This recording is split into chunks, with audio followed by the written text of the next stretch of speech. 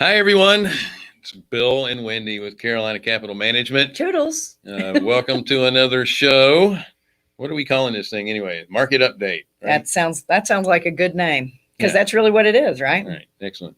So we have a great list of guest panelists today.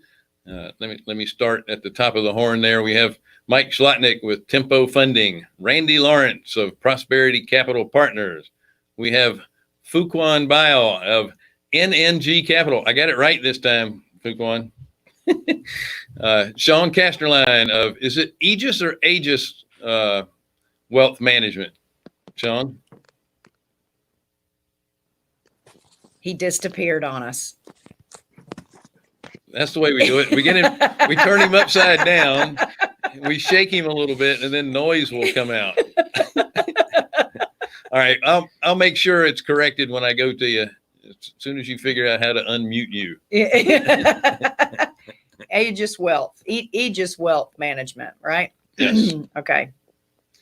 All right. So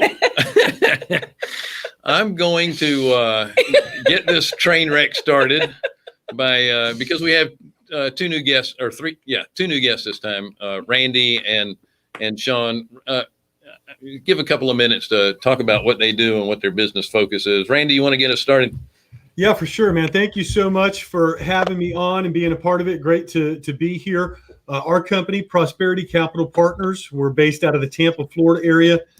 We are focused on multifamily apartment complexes, and we own and operate complexes in the southeast and the southwest of the U.S. So in the Panhandle area of Florida, Georgia, South Carolina, and then also in the southwest in Arizona.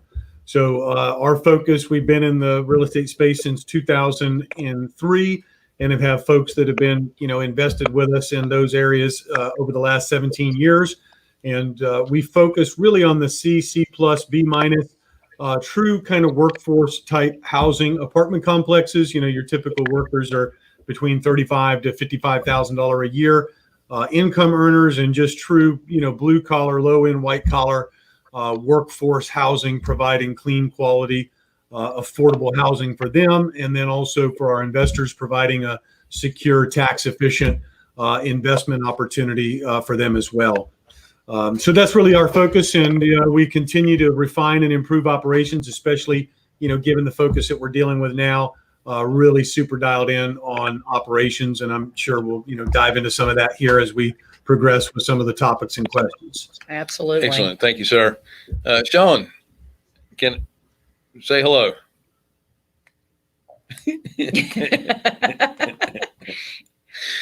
Okay.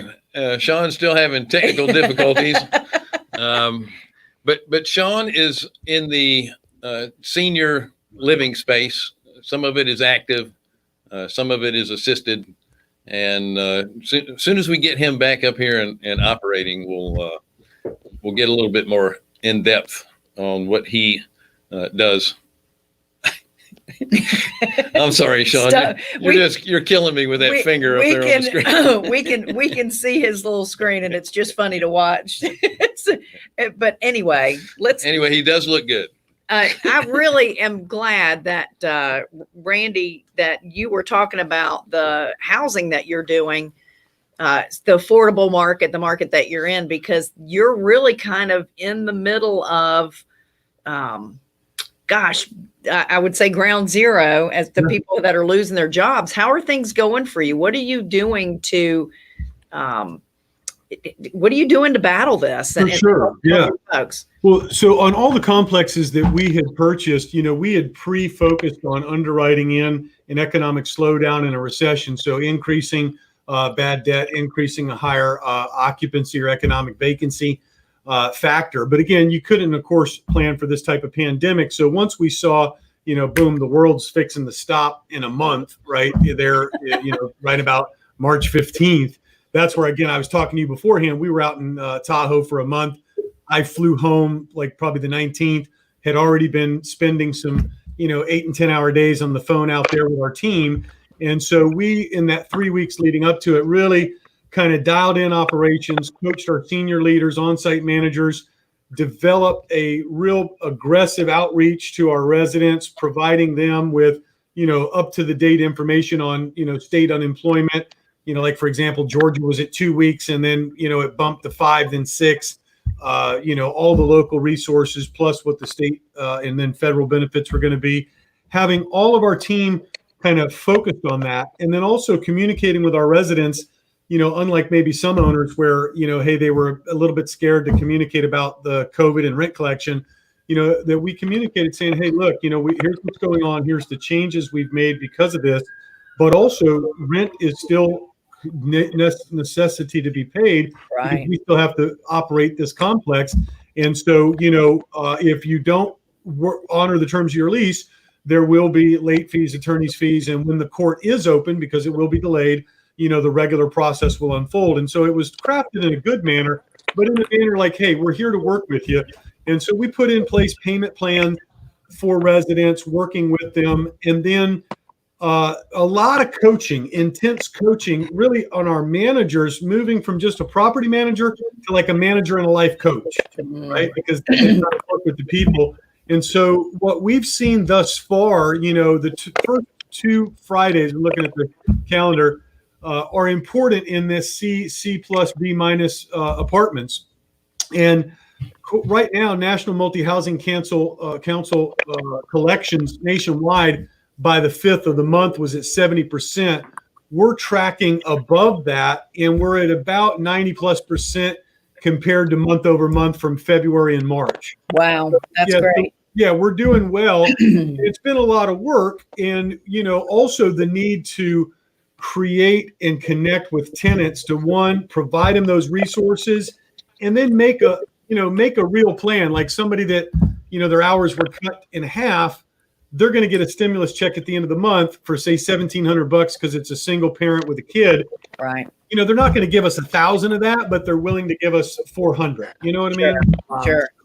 We've seen good results thus far, but it definitely has been intense in terms of our focus. Right. Yeah. Even in our business with lending, we've collected everything except for I think maybe 3 loans out of close to 100. So we're pretty thrilled about that. But that's this month. We'll see what's going on in April, right? Yeah. Well, we're focused. We're a little bit different. All of our stuff for the most part is fix and flip or fix to hold. Mm-hmm. And there's nothing that happened in March that keeps them from making their March payment. It's going into, April that may be the issue. Yeah. And for the most part, all of our municipalities are still remaining open, so they can still get permits and inspections, and they're not having any issues getting supplies. So none of that is really an issue right now. We'll see how it goes a little bit further into the month. So I have a question for the group here, and I'm gonna start with Big Mike.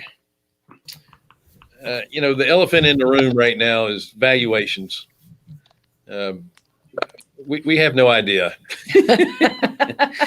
So my question is, current and future valuations, as a real estate operator, where do you see the largest opportunities for lower values? And then, and we're going to start with property type, not necessarily geography. So Mike, where do you see the opportunity for lower values going forward in your particular market?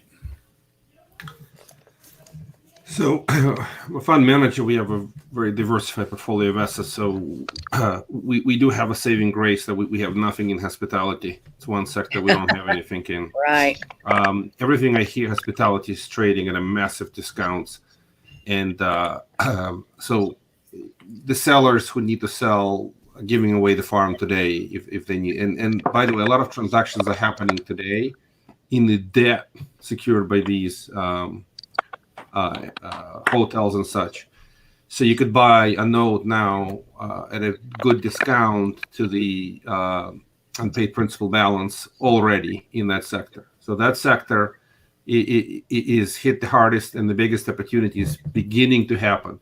The market is very fluid, and it's really hard to say what's the fair price. Volatility is high, uncertainty is high. The next sort of a sector that's sort of beyond the hospitality is taken on the chin is the retail sector. So a lot of small shopping. Well, the plazas are closed completely, obviously. The malls are closed. The shopping plazas, grocer anchored, pharmacy anchored, they're still doing okay. They're surviving, but all the gyms are closed, all the nail salons are closed, and so on. So the opportunities, again, they're coming up. The stuff is not yet trading because we are in a sort of this freeze mode. So everything I'm saying is where I see the significant opportunities. There will be, again, hospitality, then sort of retail, and then you go into multifamily. In the multifamily, the discounts will be really a function of rent collections, depending on type of assets. So it's a C-minus assets will be having all kinds of rent collection problem, blue-collar folks who are unemployed. And if a property manager is not able to manage the tenants well, like Randy does a great job managing the tenants.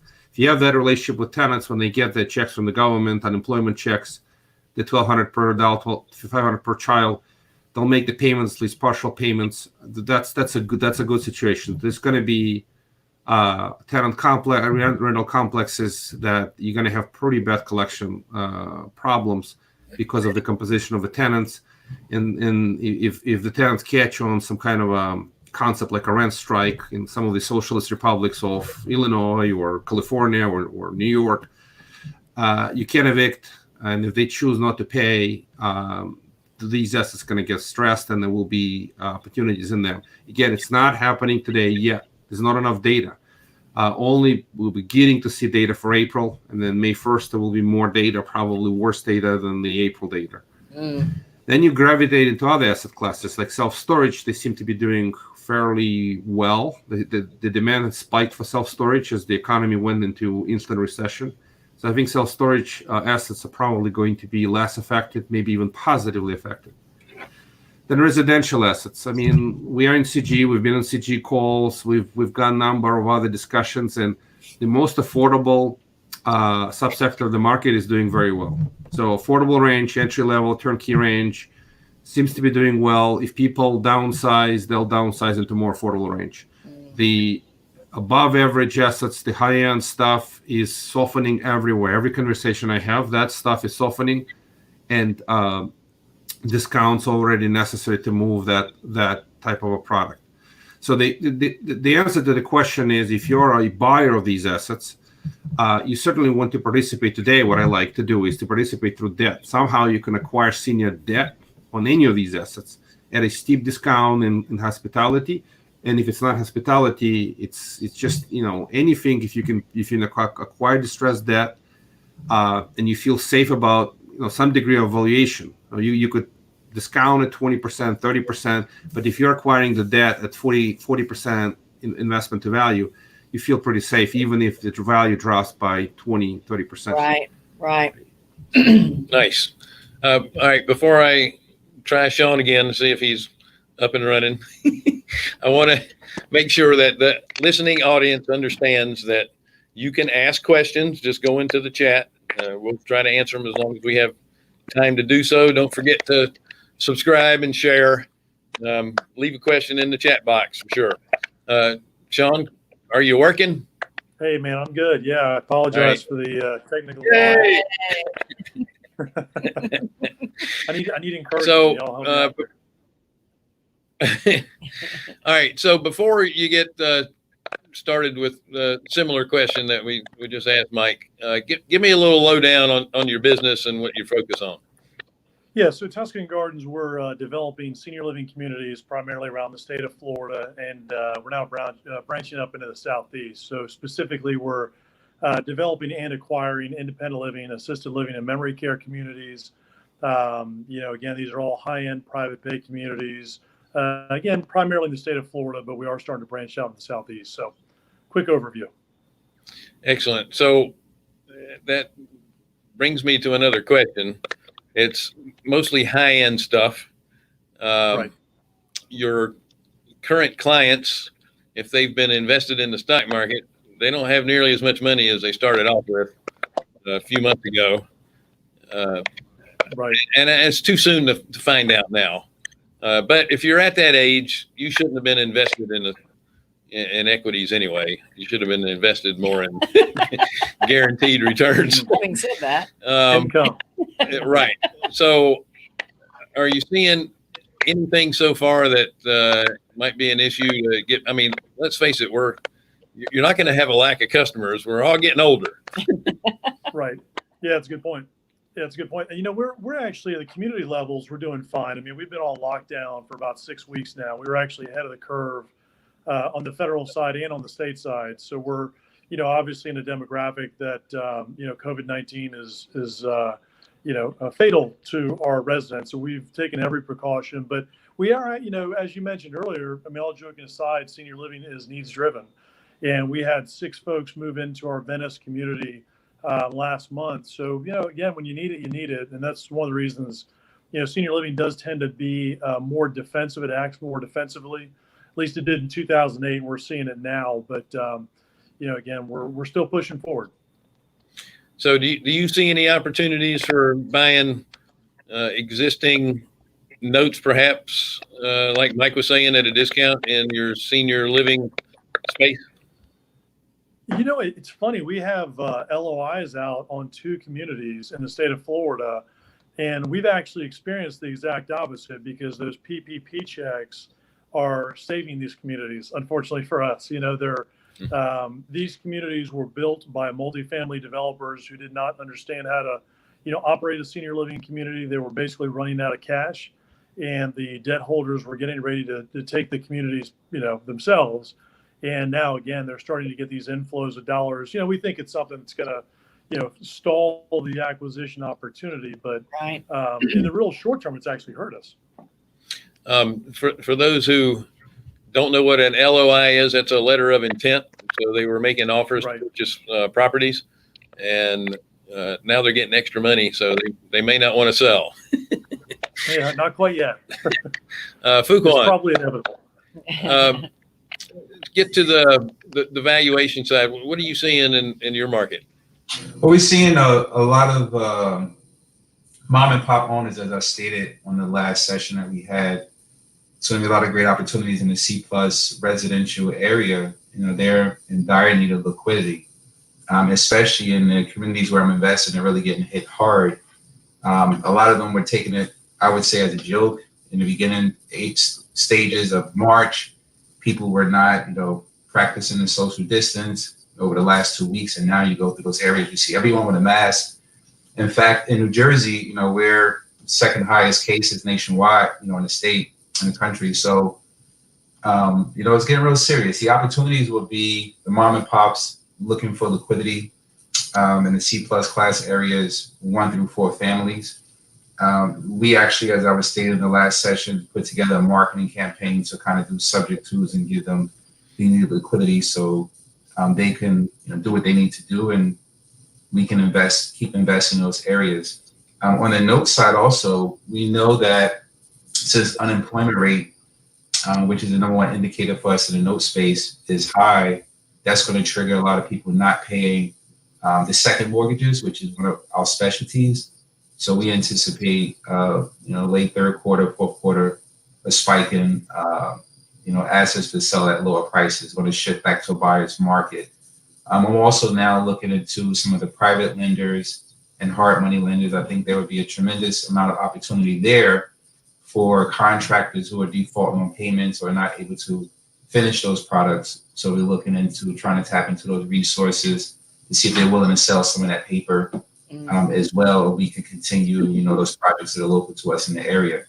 So that's what we see the opportunity over the residential asset class, the second mortgage note asset class, and also the private lenders and hard money lenders who don't want to finish the renovation. Like you guys, if you lend money out is in your area, you'll finish the renovation, put it in the market. There's a lot of players in this space that's not willing to do that. Smaller private lenders and or bigger hard money lenders that put a lot of money on the street, so to speak. So those are the opportunities that we see in the different asset classes where we are. Well, I can tell you that we don't want to finish up any projects. We don't like it anymore. So So, We just soon move them. so that's what I mean. We'll definitely reach out to lenders such as yourself and see if you guys want to get rid of that paper for a nice discount and keep it moving. Yeah, we've learned that return on effort the hard way. So And return on time. That's right. That's for sure. So I'm gonna ask somewhat of the same question, but a little bit differently. And I'm gonna stick with you, Fuquan, and we'll work our way back around. All right, geography. So where do you think the opportunities are going to be nationally? We all know that real estate is local, but the industries that have been affected the most are, oil and gas, hospitality. So travel and leisure are being killed right Resort now. areas for sure. All your resort areas, areas that are heavy into tourism definitely are going to be issues. And if you have giant airline hubs around the country, those cities are going to be impacted. I can tell you right now, we have 35,000 American Airlines employees just in Charlotte. And those people, for the most part, aren't working either. Yeah, and So- the logistics, we've got a lot of logistics. So going on that here. said, Fuquan, where do you see some of the areas of the country that would have the most opportunity, and then some of them where I'm saying it's going to be the safest to invest in? So opportunity for good deals, and then the other side of that would be the safest areas that you see. I would say first thing that we would do is, of course, track unemployment rate to see which states has the highest unemployment rate, and pretty much go from there. Which states were hit the hardest? I mean, for real estate, we invest local in New Jersey, and for the notes, we buy tape, so it's nationwide. So following the unemployment percentages in these states is a big indicator, and also, like you said, what states have been impacted the most from the airlines, the warehouses, and all those other non-essential businesses that had to shut down, restaurants, and a lot of people in the chain restaurants in those areas have been affected. So really looking at those opportunities, whether they are commercial or residential, we believe that's where the best opportunities will be in the states that have the greatest impact, due to this. Even in New York, close to us, it's a lot of people that's not going to survive the storm, and it would be opportunities there as well in those areas to actually help people. Like, I don't want to sit here and be like, this is something that most investors look for a market reset, because it gives opportunity to make some money, right? But the real opportunity is where you can help people and add most value. So that's what we're kind of focusing on. I would say anyone who's looking to, make some money, look at adding value first. And what communities can you go into and add value? And that's one of the things that we take pride in, going into these C+ class areas and seeing where we can add value with the mom and pops that need the liquidity, not taking advantage of them, making sure that they get a fair deal. And that's my take on it. Right. Yeah, you still operate your business with, and I've forgotten the word already, but you have core values that you're going to make everyone win in order for you to win, and that's how you stayed in business for so long. Sean, what's your take on opportunities in what areas of the country? I did notice that Orlando happens to have about 4 of the industries that are hurting right now. Yeah. Integrity is the word you were looking for. Thank you, Don. Sean, I can't hear You're you. muted, Sean. We can't hear you. Oh, there we go, guys. Sorry, I thought he was unmuting me. No, what I was saying was the Mouse House is not doing real well right now, but certainly they're doing well in streaming. But there's nobody going to the parks today. But I guess as Fuquan had mentioned, it depends on the industry, because being in the state of Florida where we are, a lot of retirees coming to Florida, a lot of retirees going to Texas and Arizona and California. So in our business, we do think we're in the sweet spot. But I think if I was an investor and I had cash, I would certainly look to pro-business states when this thing does turn. I mean, I specifically would focus on Texas. I would focus on Florida. I'd focus on just opportunities. I mean, at least in Orlando, we're still seeing construction moving forward. I mean, with us, we've got a community being built in Delray Beach. The problem is about 25% of our workers are not showing up. But again, the construction is still moving forward. They're just being delayed. But I think if I had cash, I'd focus on states, that had pro-business leadership, because that's what's going to come back first and the one that's going to get the most assistance. Agreed. Absolutely. Agreed. Again, if you have any questions or comments, just put them in the chat box. Randy, how do you feel about the areas of the country? Yeah, I think, for sure, this is not a moment in time, though, to venture out past your normal waters, right? Like, just, hey, Amen. I've got cash, and I think I should go to, New Jersey, and you don't really know anything about New Jersey. I would probably advise that's not the best move. You want to have definitely intimacy of knowledge about where you're focusing at, where you're investing. You are correct about what you're saying with the different industries that are affected, or areas like, where I'm at here locally in Florida.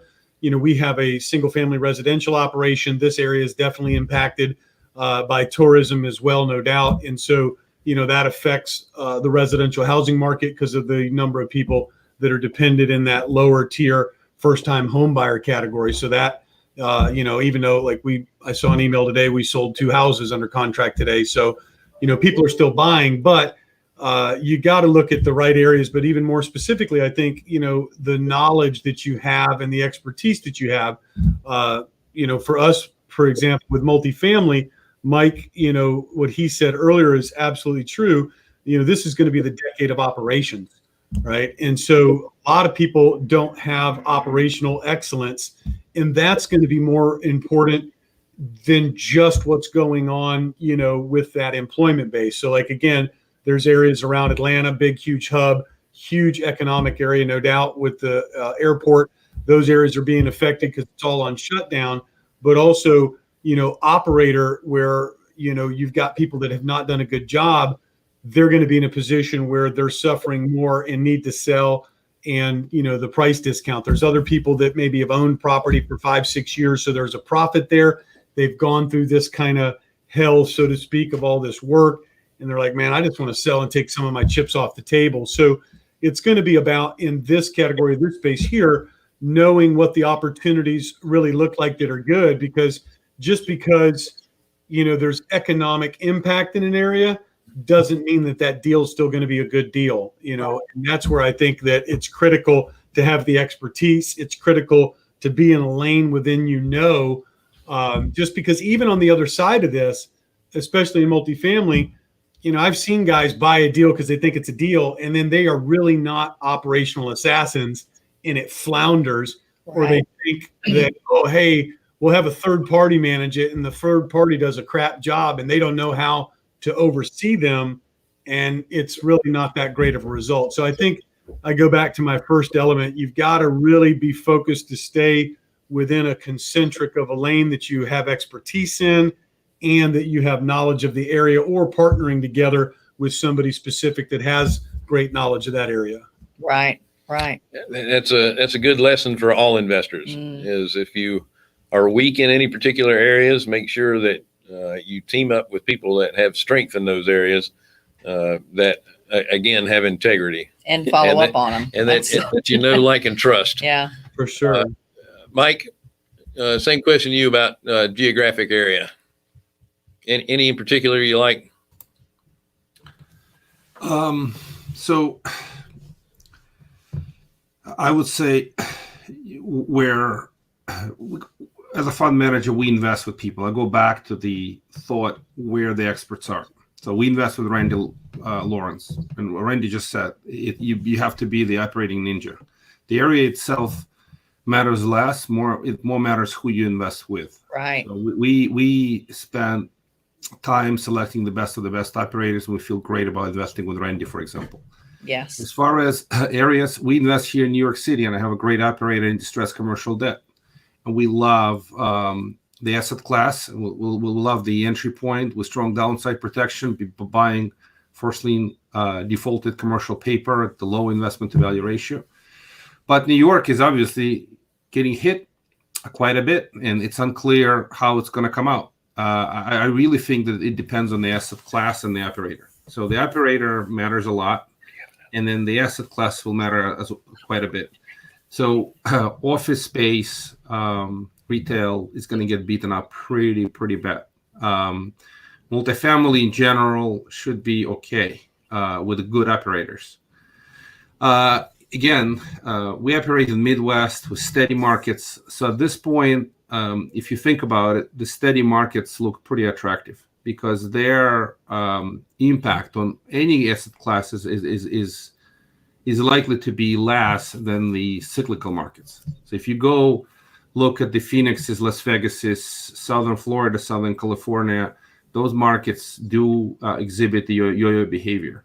I would rather be now in Midwest. I would rather be in other parts, Southeast, where things are much steadier. Northeast, like New York and other, Philly and Boston, have been steady. They never really took a beating during 2008. You know, there've been some corrections, but they've been steadier markets. So as far as the opportunities to invest fresh dollars, you may be looking for great operators at the great markets where they can find great deals. Like Fuquan is in New Jersey. New Jersey had a pretty bad beating during the past market, but the good news for Fuquan is he's a competent operator, and he's going to go find great notes during some level of distress. So it really comes down to selecting the people who you invest with and them being experts in their asset class and having a razor focused on execution of their strategy. So the focus will be the key, and the best operators will succeed. The mom and pop and the non-professional guys will not, and girls will not do as well during the crisis. So that's the answer. It's not only the geography, but it's the operator plus the geography. And again, steady markets feels a little bit better to retain the value. But for new opportunities, you actually don't mind Southern Florida because you can get a better discounts when the problems hit. Yeah, and there are some people that some good home run hitters that do well in those cyclical markets, and they do time it right. But they're pretty few and far between. I know that everyone in this room is more of the tortoise than the hare. We just rather have nice, steady, Singles safe and doubles. Yeah. Singles Use and doubles the all day baseball, long. which we can't watch analogy. Singles, doubles. So, did you want to say something about Airbnbs? We were talking about some of the opportunities that are out there, and I was listening to Jeff Watson and John Heyer yesterday, which was an excellent webinar that they put on. And they mentioned the Airbnb being a great opportunity to buy because there's going to be a lot of Airbnb operators that will absolutely go down from this. I have lots of Airbnbs at this point. I'm up to 9. Yay! And when this first happened, they were canceled. I got cancellations at every one of them.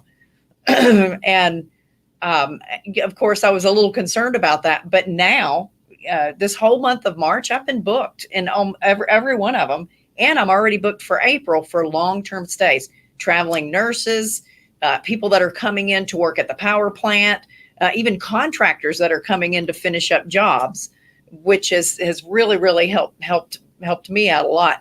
And I think the reason why that's been good for me is because I'm in a dinky little town called Rock Hill, South Carolina. The ones that are in the resort markets are the ones that are really hurting because people are traveling there as a destination. Right. So are any of you involved in any type of Airbnb? That would be a no. No, everybody's shaking their head. No. I do have one quick comment. So I heard something interesting here. So from New York City, there's within 2.5 hours, there's a lot of these locations, including Jersey Shore. So I heard some interesting, just anecdotal evidence there. People were very fearful that their short-term rentals would be empty. And the reality is people started running away from the city, and then they basically booked long-term stays in some of the Jersey Shore locations. And it seems to be a pattern. Again, I don't know if it's happening now, but a lot of people probably still trying to get out of the city if they can, whether you're going to be bunkered in Manhattan or hunkered down in Jersey Shore. So I think some of these rentals will do pretty well as a replacement home being in a big city. If you can get away and save yourself the risk of being in a place like New York, there's going to be a little bit of that boost to that. What used to be short-term rental, now it's actually multi-month rental, because That's right. That's right. And the difference with a short-term rental Airbnb type property versus a hotel is you're not sharing a hallway with several other people walking up and down the hall. When you're, renting an Airbnb house, you're renting the house. So I think one of the other things we wanted to ask each of you was how and what are you communicating to your current investors? How are you? I know we all want to be as transparent as possible, give them as much information as we can. So how are you communicating that? And how are you, if you have a fund or you're borrowing money, how are you positioning yourself to protect yourself and your investors as well? Mike, you want to be the first to answer that one? Sure. So communicate often. That's the doctrine of the day. That's what you have to do. So we're trying to do weekly communication, not overwhelming people with information, but certainly communicating some of the key concepts that's happening out there. So number one concept, and that's what we're communicating to investors, is we are focused on portfolio management. That's the number one job right now. You guys have a hard money portfolio. We have some hard money portfolio. We have a diversified portfolio of commercial assets. So we are spending more time now than ever looking through our portfolio and identifying strengths, weaknesses, and just managing that. That's the key message to deliver. We're focused on the portfolio. The second message to deliver is to set conservative expectations looking forward. So we know that the Q2 is going to be really bad from collections, revenues, rent collections, whatever the assets are, multifamily, office, retail, self-storage. Some of them will get better, some will get worse, but in aggregate, the expectation is that the income from the current portfolios in real estate will come down. Same thing in hard money loans. We'll have less collection. Some of our fix and flip borrowers have come forward, great people. They ask for some kind of some kind of interest vacation or interest holiday discounts just to help them. And that's expected that's going to happen. So we're just setting very conservative expectations. In parallel to that, we are setting expectations for increasing loss reserves because we don't know, things may not be so bad or things may be worse. So we're increasing loss reserve as the only mechanism to adjust for uncertainty. Right. Right. So a couple of other quick points. We are certainly communicating the new deal flow is, I don't want to call it completely frozen, but significantly slowed down. So new deals are not happening the way they were before. In commercial space, they're completely frozen. We're still doing a few hard money loans here and there, but much less than before. And the other key point is we're tightening up underwriting. So we were communicating that we're going to try to do everything we can to reduce the risk, lower the LTV, because we just don't know how these things will play out. Assume lower values upon completion of the rehab. It's basically the deal flow is semi-frozen, and what we're doing more conservatively. Also communicating some other key messages. We have a very strong cash position in all our funds. So we have a ton of liquidity, which helps absorb any kind of risks or deal with problems and take advantage of new opportunities. So we're gearing up for great deals. We're just not pulling the trigger right now because we don't know how things will play out, and the pain points are not big enough for the deals to come through yet. So all this stuff is being communicated to investors, and keeping good communications is the key, making sure they're well aware of what's going on, and you're accessible. I do have multiple investor calls throughout the week, answering questions, trying to reassure them and help them see what's going to happen. But certainly more conservative return expectations are being set. Very realistic, very practical, not scaring anybody, just preparing if things work out worse than what the stock market is projecting right now. The stock market is sort of saying, hey, things are getting better, less deaths. I do feel that this is going to be a prolonged issue. And then you heard me ask the $10 trillion question is how do we reopen and not cause another big wave or further infections? Right. Well said. Fucon, what about you? Yeah, so, it's very important to keep that communication, as Mike stated. We've been doing a lot of that as well, letting investors know what the goal and strategy is. Of course, is increasing reserves as much as we can. We don't know how long this thing is going to play out. We know we have with our notes, we can't initiate or start any foreclosures or continue any foreclosures that we had in the pipeline. So we're just discussing the various strategies of what we're doing now in the portfolio. We also discussed with them on the rental side, the percentage coverage of the government-backed rents that we do have in the C+ class areas to give some assurity of rental collections and, let them know where we think that will fall as the months go on. Everyone was waiting for the beginning of this month to see what's going to happen, but I believe the greater impact will happen, next month and the month after, as more people get laid off and people can't afford to pay rent. So we're very fortunate to have most of the government-backed programs, battered women and children, Section 8, these types of residents in our facilities. So just communicating, also letting them know about future opportunities that will be down the line as it turns into a buyer's market, and really trying to see what their liquidity position is and if they're willing to, get into other opportunities with us. So that's really been doing this and seeing how their well-being are. Are they going through any challenges or struggles? Can we help them with anything on a personal level? And just communicating. Like Randy said earlier, it's not only being a manager of a fund, it's therapy and communicating with people and really digging deep and making those connections to those investors that keep the ball rolling. So that's pretty much it, just communicating. Awesome. And Sean, what about you? We are, I think, like everybody said, just communicating with our investors. We actually just got done with our annual State of the Union address. So it was myself and Larry, our founding partner. Larry talked a lot about operations because people were very concerned about the COVID-19. But, I think I agree with Raquan. I think you really have to keep it positive. We will, as a country, get through this, and it's going to create a lot of opportunity for folks, and specifically, we think in senior living. So, again, we've always been very good at touching our investors, like Mike said. We did take over operations of our communities about 2 years ago after using a third-party operator. So a lot of the communications we have are about the operations, upcoming projects. So I think, again, we haven't really had a problem with investors. They're investing with us, the people, the brand. They know who we are. But, again, I think as long as you're touching your investors, you're always going to have the opportunity to bring in more investors and keep the message very positive, if you will. Awesome. And finally, Randy.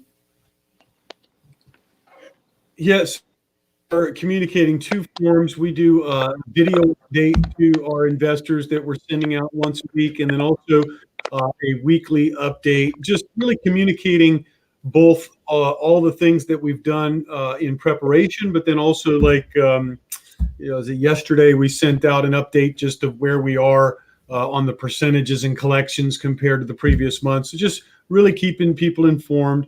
And then as well, making periodic calls, talking with people as well. And then, sharing with them too, what we anticipate, how we've changed some of our underwriting in the short term where, if new rent performer was tracking for 900, probably in the near term, it's like, 825 over the 6 month Q1 21, where we can, get back to that rent. Cause there's going to be a softening with, some operators in markets where they've, got to fill up units that they've had to evict people in come, September, once they get those evictions done, and they had 20 evictions because they were not a good operator. Right. Now they're operating at cheaper rent, so that's going to have a little bit of pressure, but also too, the opportunities that are there. Like as we were speaking, I just got a text message from, one of the people that we work with regularly in a market. Hey, we've got a deal that just fell apart, a deal that we looked at. And the numbers are changing. I had another one probably last week where they repriced about 12.5% off of it from 75,000 down to 67,000 a door. Wow. And, so those things are happening. But I would also say this, and I thought about this yesterday. A lot of people are running around, man. Oh, the deals are going to be amazing. But here's the thing: those amazing deals are going to go to elite operators like myself and others, right? Because like this guy that just sent me that text, he's not sending it to random Joe. Right. He's sending it to me because he knows we execute. And now it doesn't mean that deal is necessarily a deal, but it's like that's again going back to that thing I talked about the expertise and knowledge of markets, that the best deals are going to be obtained by the people that are expertise and have that persona or knowledge in the market, and all the people there know them as, hey, this guy's an executor. This is an expert in this arena. They're going to get first crack at the stuff that's coming available, because that person that, like, say they've got to sell it, whether it's a multifamily or whether it's a hotel-based asset, they're bringing it to somebody they know can execute without question. Right. So that's going to be something that we see, and we're communicating that with our investors as well, because there's definitely opportunity on the other side of this horizon, no doubt. That's so true. Even on a smaller scale, the seller financing is probably just a supreme way to be buying stuff right now, because people aren't lending. Mm-hmm. We're sitting on our money, and I know a lot of other fund people who are doing the same.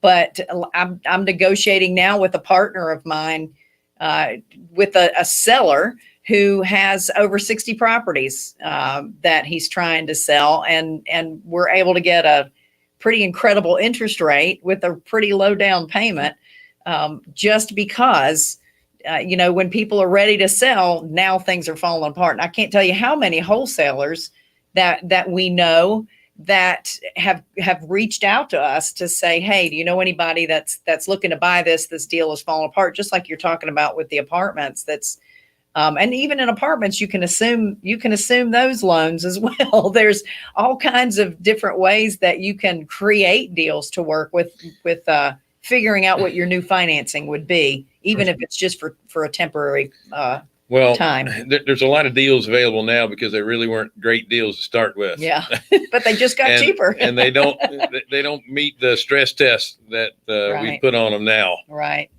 So those will all have to be repriced at some point. And Randy, too, you talked about really building the relationship, and I think everybody can make that a major takeaway, is make sure that you are building relationships with people that are just worthy of having in your circle, and the integrity, the word that Bill forgot, is so apparently I don't have much of it. It's so important to work from integrity in everything that you do, because people remember that.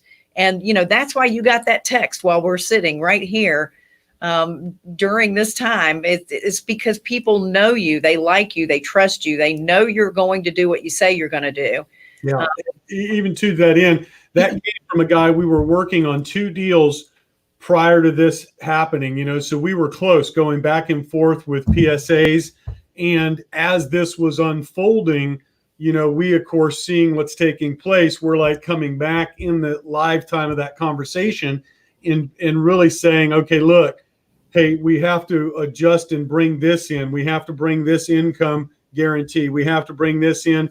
And, those were part of realistic discussions that were integrous, because it's like, this is what's happening and this was unfolding. And, as a result of that, we all agreed at that moment, hey, you know what we need to do? Let's put this on pause. We're not going to move forward. The seller still wants to sell. We still want to buy. But at this moment, there's too many unknown variables for us to really make a fair deal, And so, but out of that, that's an integrity move. Right. So then the result of that is exactly that. Boom, I'm getting this text saying, hey, this other great property that we really liked is coming back in. And even included in that is also, hey, there's, a lot of the things I talked about in the other deals about that will be opportune to include in this, as well as I'm sure, change in price and all like that. So that's paramount, is don't burn bridges, really develop relationships. We've been super intentional with all the people we work with and all the geographies we're in. We're known as a go-to person. Like if we shake on it for 10 million, we're going to get it done, and there's no BS. It's straightforward. And that has paid off in spades over the years, because now, people know that we're honest and we're going to do what we say. Right. Right. Well, the key is do what you say. Mm-hmm. Sure. You're not just kicking tires. If it's a deal, you're going to make it happen. Yeah. There's a lot of people that they'll see a deal, and it is a deal, but they're dreaming that it can happen, and it falls apart at the end.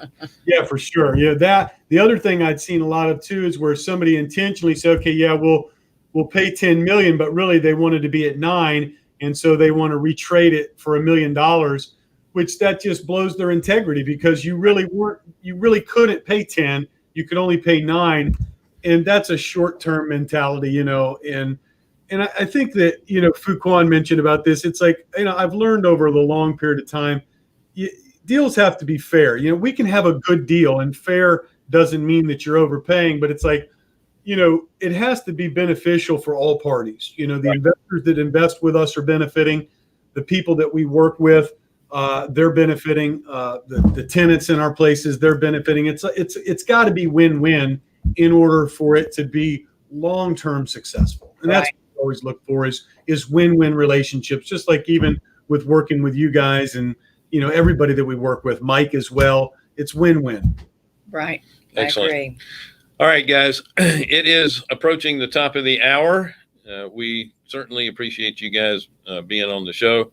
Again, you can find us at carolinahardmoney.com, and we put the URL of all of our guests on there. If you still need to know how to get in contact with them, go ahead and shoot it here in the chat, and I'll make sure that we get that information out. So join us next week. No, At this like same and trust and- same time, same channel. Please share, like, and subscribe. Follow, tell all your friends. All that great stuff.